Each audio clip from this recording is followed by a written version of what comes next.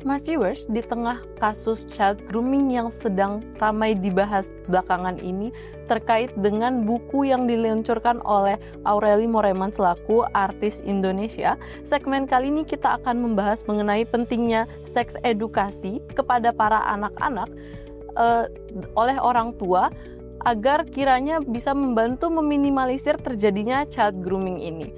Sekarang kita sudah bersama dengan Kak Laras Yuliansyah selaku Counselor Academic Monitoring Services Officer. Selamat sore Kak Laras. Selamat sore. Baik, mungkin pertama-tama nih Kak, kita mulai dari child grooming ini sendiri. Kan mungkin banyak yang belum tahu atau mungkin kurang paham nih sebenarnya bagaimana sih proses manipulasi emosional ini bekerja dalam child grooming. Pertama berarti kita perlu pahamin dulu ya sebenarnya pola dari pelaku itu. Biasanya sih awal-awal nih pelaku itu akan melihat dulu karakter dari calon yang akan dia targetkan gitu. Misal orang yang mungkin anaknya tuh kesepian gitu, terus kurang perhatian, kurang pengawasan orang tua. Nah setelah itu mulailah dia mencoba mendekati. Nah mendekatinya ini memang biasanya tuh ya dengan memberikan perhatian gitu ya, misal juga dikasih hadiah, dikasih perhatian-perhatian kecil misalnya kayak ya kamu sedang apa, lagi ngapain gitu ya, usaha-usaha kayak pendekatan gitulah gitu. Nah dari situlah kan pasti ada rasa ya kayaknya wah seneng nih aku diperhatikan, namanya juga manusia gitu ya, biasanya tuh kita butuh yang namanya dikasih perhatian, dan ketika diberikan perhatian itu rasa seneng, berarti oh kayaknya ada yang perhatian aku nih gitu, ada yang peduli sama aku gitu, dan wah kayaknya aku dianggap istimewa oleh dia gitu. Nah akhirnya kayaknya udah mulai masuk nih di pintu utamanya gitu ya, dan terus akhirnya berlanjutlah nih ke ada aktivitas fisik, misalnya jadi lebih sering intensitas ketemunya yang mungkin awalnya tuh cuma dari online aja, ketemu tuh mungkin cuma sesekali gitu ya. Nah tapi akhirnya ya ada aktivitas fisik yang mungkin jadi lebih sering intensitas ketemuannya, dan di situ bisa jadi pelaku ini udah mulai untuk kayak kasih informasi tentang oh ya kalau misalnya pegangan tangan tuh nggak apa-apa loh dalam lawan jenis gitu ya, terus nanti kayak disentuh tuh sebenarnya nggak apa-apa loh di bagian area-area yang mungkin sensitif gitu ya, mungkin mulai dari tangan terus dari pundak gitu. Tapi ya bisa jadi nanti informasi yang dipaparkan oleh pelaku ini adalah ya memang area-area yang udah vital gitu, di situ mulai dipaparkan sehingga biar korban ini merasa kayak oh ternyata itu adalah hal yang normal.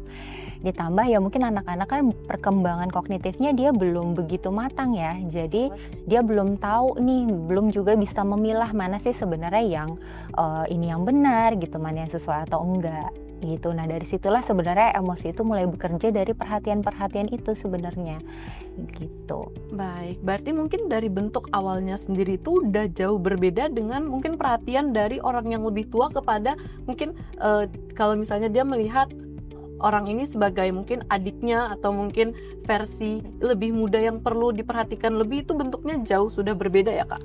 Beda, karena kalau misalnya udah mau ada child grooming itu tuh memang dia lebih mengincarnya tuh ke area yang udah sensitif, alat-alat vital gitu ya, kayak payudara, mungkin bokong gitu. Nah itu tuh udah mulai ke arahnya ke sana. Beda mungkin kalau antara abang ke adik yang memang lawan jenis gitu ya, mungkin dia akan cuma menyentuh karena bentuk sayangnya gitu ya, pasti akan terasa berbeda sih. Dan karena ini kan pasti orang lain ya, dan terpaut usianya tuh biasanya child grooming itu memang dia lebih jauh gitu usianya. Tapi sebenarnya grooming ini juga bisa terjadi sih di usia dewasa juga gitu. Tergantung memang pelaku ini biasanya punya otoritas gitu. Punya otoritas, mungkin dia figur yang dianggap berwibawa, figur yang punya peran penting gitu. Sehingga ya itu sebenarnya bisa aja terjadi gitu. Nah tapi memang ya rasa bentuk perhatiannya itu pasti akan beda sebenarnya. Oh baik. Berarti tadi mungkin kakak juga sempat bilang kalau mungkin pelaku ini akan lebih memberitahu kalau oh ini tuh nggak apa-apa loh, disentuh seperti ini tuh nggak apa-apa loh. Tapi berarti yang lebih mudah disasar itu adalah bagi anak-anak yang mungkin kurang pengetahuan seksualnya dari orang tua gitu ya Kak? Betul. Nah, sebenarnya kan pendidikan seksual ini ya memang berangkatnya karena dia masih anak-anak, biasanya memang diajarkan dari kecil ya, dari usia mungkin 0 sampai 5 tahun. 5 tahun pertama itu memang orang tua seharusnya sudah bisa mengajarkan. Mungkin sering ya lihat video gitu, kayak ada video-video yang nama-nama tubuh gitu ya, kayak mungkin dari mata gitu, dari tangan, kepala. Nah, tapi kan disebutkan juga tuh sebenarnya perlu untuk menyebutkan alat-alat vital kayak alat kelamin wanita tuh namanya apa sih gitu ya, memang vagina gitu. Jadi bukan dengan nama-nama yang berusaha untuk dibagus-bagusin gitu, kayak alat kelamin laki-laki mungkin dibilangnya burung. Nah, padahal itu nanti anak itu akan jadi bingung sebenarnya burung yang memang hewan sama burung yang alat kelamin itu apa gitu. Nah, dari kecil itu sebenarnya baiknya sudah diberitahu gitu, dan juga dikasih tahu sebenarnya mana sih yang memang boleh disentuh sama orang tua, mana yang tidak boleh disentuh sama sama orang lain selain orang tua gitu. Pokoknya hal-hal yang seperti itu memang informasinya sebaiknya itu sudah dari 5 tahun pertama itu sudah mulai dikenalkan. Tapi nanti seiring berjalannya usia itu bertambah, tentu saja informasi itu juga tetap perlu dibekali. Misalnya di usia yang 6 tahun ke atas gitu ya, 6 sampai 9 lah kurang lebih, itu mungkin sudah bisa diajarkan bahwa nanti dia akan mengalami yang namanya pubertas. Nah, tanda-tanda pubertas itu pada perempuan dan laki-laki itu seperti apa, itu juga bisa diajarkan seperti itu. Dan semakin nanti dia bertambah usianya, tentu saja informasi tentang seksual ini bisa lebih dalam yang diinformasikannya gitu. Berarti istilahnya diupdate perlahan-lahan gitu lah ya. Betul, karena sesuai dengan perkembangan kognitifnya anak. Baik. Nah, kalau mungkin dari sisi orang tuanya harus ngebekalin anak dengan edukasi-edukasi seksual seperti ini gitu kan. Nah, tapi kalau misalnya nih kasusnya adalah anak ini mungkin terjadi nih dia kena grooming gitu kan. Mungkin baru dari tahap perlahan-lahan nih, baru dari awal-awalnya gitu. Itu sebenarnya orang tua itu perlu bersikap seperti apa sih Kak terkait dengan child grooming ini? Pertama sih sebenarnya kan kadang anak juga bingung ya. Mungkin bisa jadi ketika misal pelaku udah mulai masuk nih di tahap awal yang dia udah bisa untuk ada intensitas ketemunya lebih sering, terus juga jadinya udah mulai berani megang tangan, karena di situ anak sudah mungkin mulai percaya nih, karena emosionalnya tadi udah dapat sama si pelaku ini gitu. Akhirnya timbullah rasa percaya sama anak. Nah, kadang kan anak itu juga mungkin dia nggak mau cerita sama orang tua.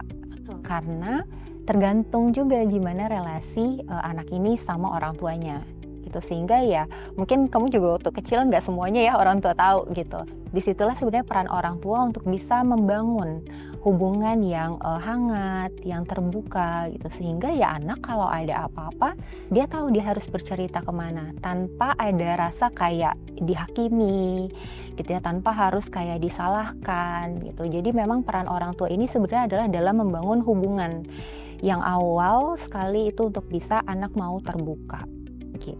Berarti harus dari awal sekali semenjak punya anak itu memang orang tua tuh harus membangun kedekatan terlebih dahulu sama anak supaya kemudian anak tumbuh percaya dan berani bercerita dengan orang tua, mungkin kayak gitu ya Kak? Betul, karena ya dari situ akhirnya anak tahu nih tempat amannya dia untuk bercerita itu siapa, ya orang tuanya sendiri gitu, daripada dia cerita ke orang lain yang belum tentu orang lain itu juga baik gitu buat anak gitu.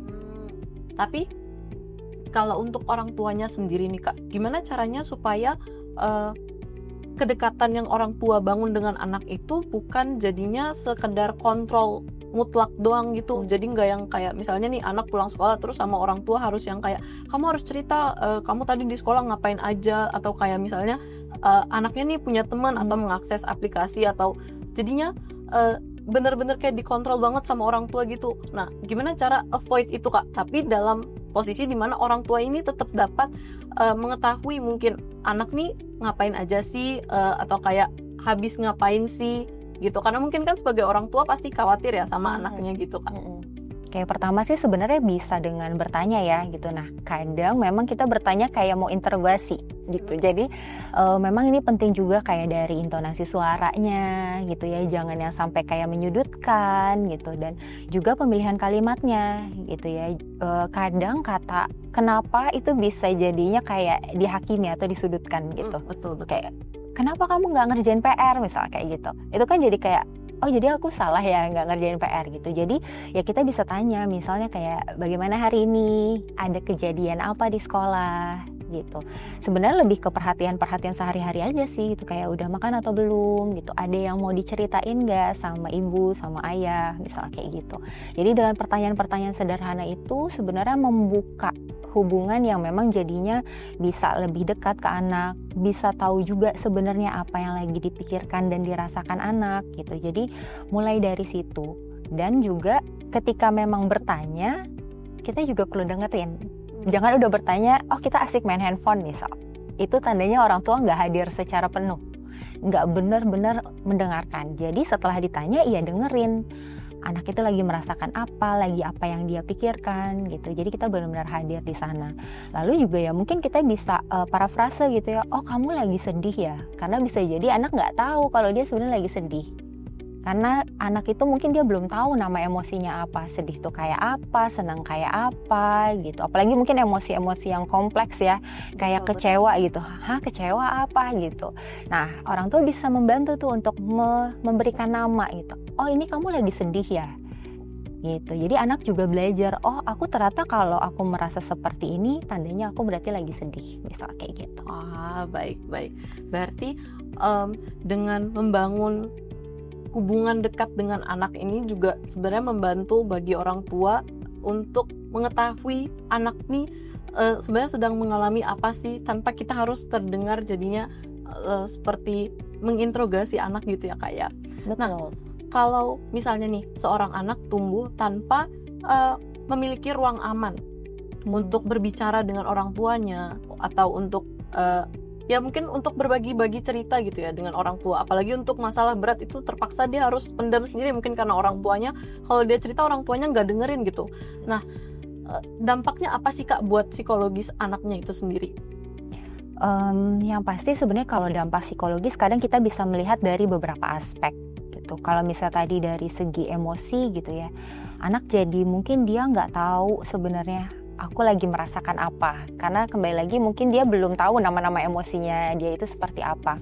Bisa jadi memang dia nggak tahu, dia nggak bisa memahami apa yang memang lagi dia rasakan, dan ketika dia nggak tahu mungkin juga jadi sulit untuk bisa mengekspresikan dengan sehat ya gitu. Yang mungkin nanti jadi malah terkesannya tuh orang tua mungkin melihatnya kok malah marah-marah gitu, padahal sebenarnya itu udah emosi yang bisa jadi udah tertahan sebegitu lama gitu, tapi dia terpendam gitu. Jadi bisa jadi memang dampaknya kalau dari emosi dia nggak paham perasaannya itu seperti apa, lalu juga bisa jadi malah nanti emosinya malah meledak-ledak gitu, lebih seperti itu. Dan kalau mungkin kita melihatnya dari dampak psikologis di aspek sosial misal, nah kebayang nggak kalau lagi emosinya kayak gitu, kira-kira dia bisa nggak untuk membangun sosial sama orang lain?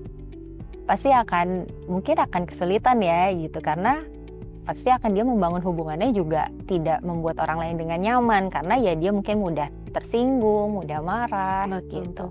Jadi efeknya itu sebenarnya dampak psikologisnya bisa ke beberapa aspek dalam kehidupan kita sehari-hari gitu, bisa dalam emosi, dalam sosial, mungkin dalam bersekolah juga itu bisa kena dampaknya juga.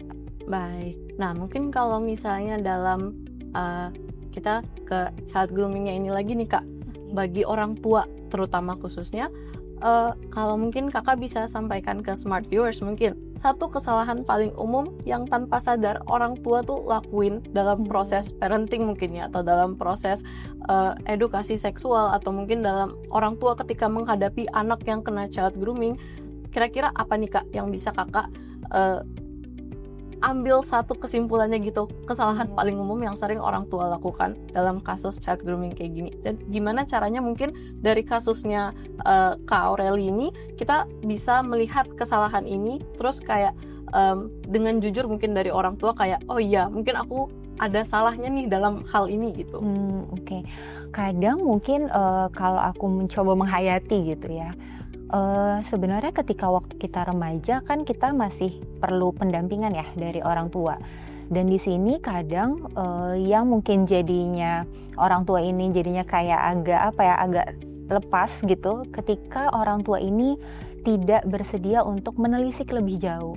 Sebenarnya gimana sih hubungan anak-anakku ketika dia di luar gitu. Jadi dia tidak menelisik lebih dalam sehingga ya dia nggak tahu sebenarnya interaksinya seperti apa aja yang dilakukan gitu. Nah dari situlah sebenarnya kita jadinya bisa jadi anak itu jadi korban gitu ya, atau mungkin ada mengalami pengalaman yang tidak menyenangkan lainnya gitu, bisa bullying. Nah dari situlah sebenarnya kita perlu untuk lebih mau untuk menelisik lebih jauh sebenarnya interaksinya tuh seperti apa, karena kadang ya cuma misalnya dari kecil udah dikasih video, dikasih nasihat tapi aplikasinya waktu dia interaksi beneran di luar, nah itu kan kadang kita nggak bisa kontrol ya gitu. Jadi dan cara yang bisa dia diberikan pun juga sebenarnya orang tua perlu dengan terbuka menyadari bahwa oh ya sebagai orang tua mungkin aku juga kurang gitu.